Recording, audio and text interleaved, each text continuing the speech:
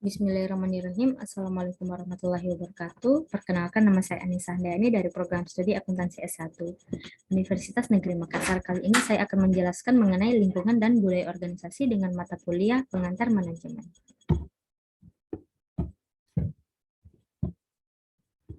Pengaruh lingkungan organisasi terhadap manajemen. Berikut adalah beberapa alasan mengapa lingkungan organisasi dapat mempengaruhi manajemen. Yang pertama, lingkungan eksternal dan sejenisnya. Nah, sebagai seorang manajer harus memperhatikan lingkungan usahanya atau eksternal.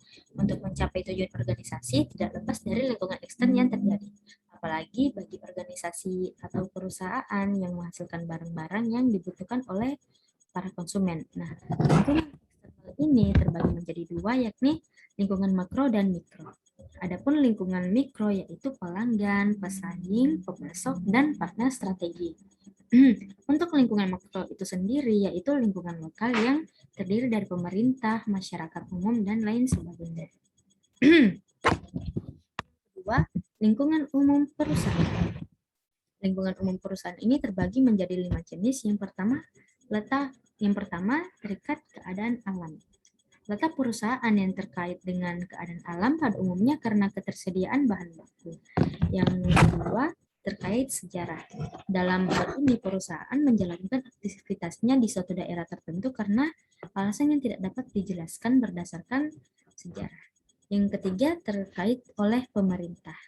Letak perusahaan ditentukan oleh pemerintah atas dasar pertimbangan politik, keamanan, kesehatan, dan lain sebagainya.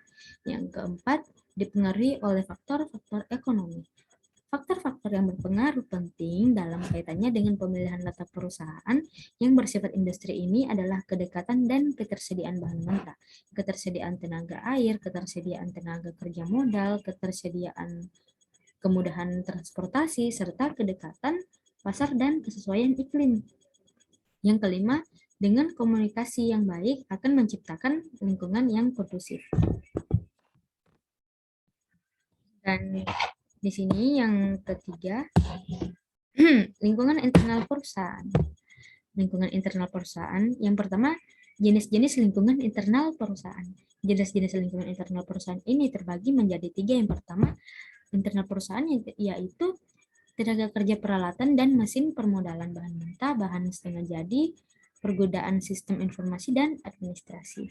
Yang kedua, ada manajer pemilik atau pemegang saham, dewan direksi, karyawan, atau pekerja. Yang ketiga, berbagai pendapat menyatakan bahwa lingkungan sebuah organisasi perusahaan industri terdiri dari berbagai macam segmen seperti industri bahan baku, tenaga kerja, keuangan, pasar, teknologi, kondisi ekonomi pemerintah, dan kebudayaan. Yang ketiga, hubungan lingkungan dan perusahaan. Berbagai pendapat menyatakan bahwa lingkungan sebuah organisasi perusahaan atau industri terdiri dari macam-macam segmen, seperti yang saya katakan tadi, industri bahan baku, tenaga kerja, keuangan, pasar, teknologi, kondisi ekonomi pemerintah, dan kebudayaan. Next. Lingkungan mikro perusahaan adalah pelaku yang dekat dengan perusahaan dan mempengaruhi kemampuan perusahaan untuk melayani pelanggannya. Yang pertama, pelanggan atau customer. Pelanggan adalah manusia, perusahaan, atau entitas yang membeli produk pada sebuah perusahaan. Yang kedua, pemasok atau supplier. Nah, pemasok atau supplier secara umum adalah pihak perorangan atau perusahaan yang memasok atau menjual bahan mentah ke pihak lain, baik itu perorangan atau perusahaan, agar bisa dijadikan produk barang atau jasa yang matang. Yang ketiga, pesaing atau kompetitor. Nah, pesaing bisa didefinisikan sebagai pengusaha lain yang menawarkan produk berupa barang atau jasa yang sama dengan produk yang kita tawarkan kepada para konsumen. Jika pesaing tidak bisa dikendalikan, maka bisnis kita bisa saja hancur.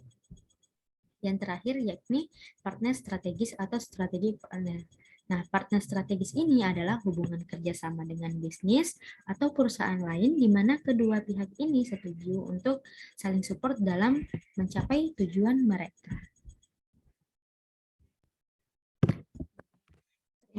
Mempengaruhi manajemen. Faktor internasional dapat mempengaruhi manajemen internasional karena banyaknya modal yang berasal dari luar negeri, atau dengan kata lain, banyaknya investor yang menanamkan modal di perusahaan dalam negeri, sehingga faktor internasional akan berpengaruh terhadap manajemen internasional. Nah, seperti yang kita ketahui, alasan mengapa banyak investor asing menanam modal di Indonesia yakni salah satunya karena sumber daya alam kita yang sangat melimpah, mulai dari sumber daya minyak bumi, sumber daya hasil tambang, maupun sumber gas lainnya. Pemilik perusahaan dalam manajemen. Tugas para eksekutif dan pemilik perusahaan dalam manajemen yaitu bekerja sama memajukan perusahaan mereka dengan cara pembagian tugas dan menjalankan fungsi-fungsi manajemen perusahaan dengan baik dan berkomitmen agar tujuan perusahaan dapat tercapai. Nah, ketika sebuah perusahaan itu tidak berkomitmen dengan tujuan mereka, maka bisa dikatakan perusahaan ini akan cepat hancur. Selanjutnya, budaya organisasi. Budaya organisasi merupakan nilai-nilai dan norma yang dianut dan dijalankan oleh sebuah organisasi terkait dengan lingkungan di mana organisasi tersebut menjalankan kegiatannya. Nah, ciri-ciri perusahaan yang memiliki budaya organisasi ini, yang pertama itu memiliki identitas resmi. Yang kedua, mampu memberikan status karyawan. Yang ketiga itu perusahaan ini memiliki visi dan misi. Nah, yang keempat, manajemen mampu bersikap transparan. Yang kelima, ciri-cirinya yakni memperhatikan kebutuhan karyawan. Next. Itulah penjelasan saya mengenai mata kuliah pengantar manajemen ini. Kurang dan lebihnya mohon dimaafkan. Wassalamualaikum warahmatullahi wabarakatuh.